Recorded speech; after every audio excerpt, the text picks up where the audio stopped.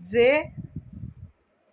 আসবে না, হ্যাঁ ছাড়, আইলেও করবে না ও, দুদিন করে ওই এমনি এখনকার মানুষ সিঁদুর পড়াতে একটুও ভয় পায় না।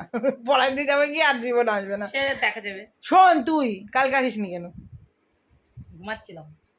হ্যাঁ ঘুমাচ্ছিলাম। না তুই বল কালকে আসিসনি কেন? ঘুমাচ্ছিলাম।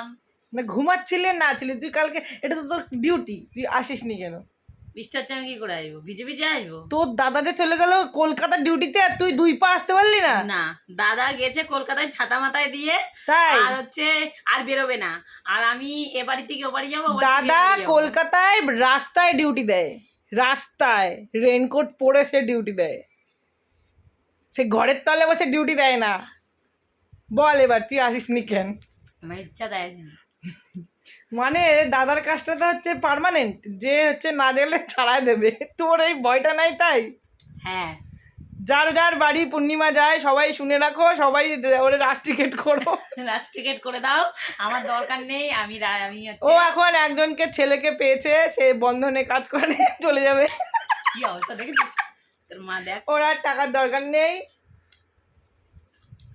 আমি চাকরি করে ছেলে বিয়ে করবো।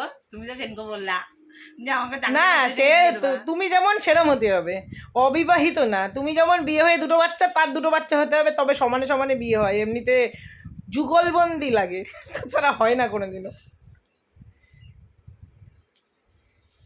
হ্যাঁ বল তুই আসিসনি কারণটা কি? কারণ বৃষ্টি, বৃষ্টিতে তো দাদা ভিজে ভিজে চলে গেল, পুরো ভিজে গেছে কাল। আসার সময়ও তাই, আসার সময় যখন জোর মেঘ করেছে বিকালবেলা, সেই সময় ফিরেছে জোর মেঘ জোর বৃষ্টি। আমি ভাবছি মানে পরে আসবে, বৃষ্টি হচ্ছিল। আমি ভাবছি পরে আসবে, সেদিন চলে আসে। তুই কেন আসিসনি বল? আমার ইচ্ছা তাই আসেনি। ভালো লাগলে আমাকে চান্স দাও, না ভালো লাগলে রাস্টিকেট করে দাও, আমি বাড়ি চলে যাচ্ছি। ঠিক আছে, বোঝ। বল কিছু বলবি তুই?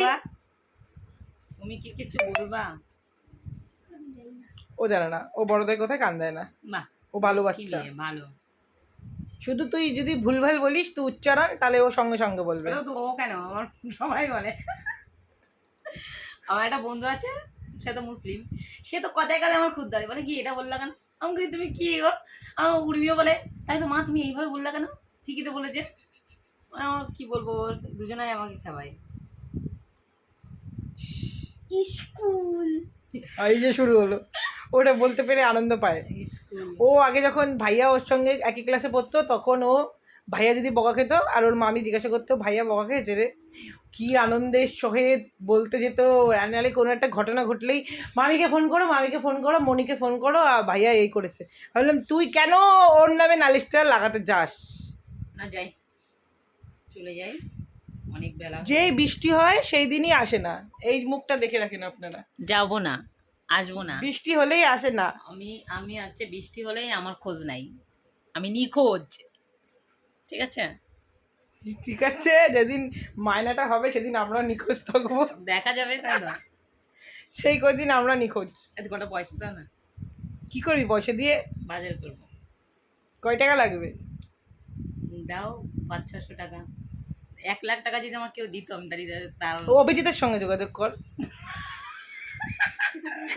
হ্যালো অভিজিৎ দা, তুমি কোথায় আছো? তোমাকে খুব মিস করছি, তুলির কাছ থেকে 1 লাখ টাকা আমাকে দিয়ে দাও। আর এই ভিডিও যদি চলো তাহলে আমার দেবে।